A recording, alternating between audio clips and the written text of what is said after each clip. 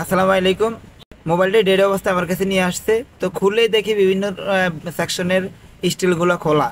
তো আমি কাস্টমারকে জিজ্ঞেস করলাম যে এটা কি কোথাও সার্ভিস করা হয়েছে, বললো হ্যাঁ আগে হয়েছে, তবে এখন হয় না, এখন একটু আগে ডেড হয়েছে। তো আমি প্রথমে ডিসি পাওয়ার সাপ্লাই লাগিয়ে দেখলাম আসলে মোবাইলটিতে ফুল শট রয়েছে। যেহেতু নেটওয়ার্ক সেকশনের স্টিলটি খোলা রয়েছে, তাই আমি ওই সেকশনে আগে রজনের দুয়া দিয়ে ট্রাই করবো ওই সেকশনে শর্ট রয়েছে কিনা।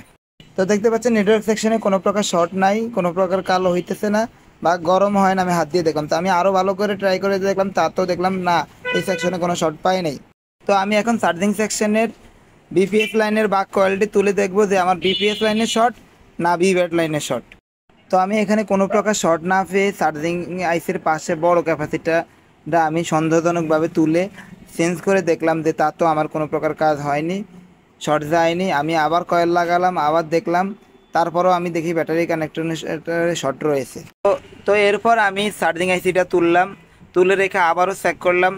তো এবারও দেখলাম যে ব্যাটারি কানেক্টরে শর্ট রয়েছে, তার মানে ভিভ্যাট লাইন থেকে সরাসরি যে সেকশনে বল গেছে, তো ওই সমস্ত সেকশনে শর্ট থাকতে পারে। তো আমি প্রথমে আবারও দেখলাম নেটওয়ার্ক সেকশনে। তো এবার দেখতে পাচ্ছেন নেটওয়ার্ক আইসির পাশে হালকা একটু শর্ট দেখাচ্ছে একটা ক্যাপাসিটারে। তো আমি এটাকে চেঞ্জ করে দিলাম, চার্জিং আইসিটা লাগিয়ে নিলাম, আবার বাক কয়েলটি লাগিয়ে নিলাম। তো দেখতে পাচ্ছেন আল্লাহর রহমতে আমার সেটটি 100% ওকে হয়েছে। হাল আমি একদমই ছাড়ি না। ভিডিওটি ভালো লাগলে শেয়ার করে দেবেন।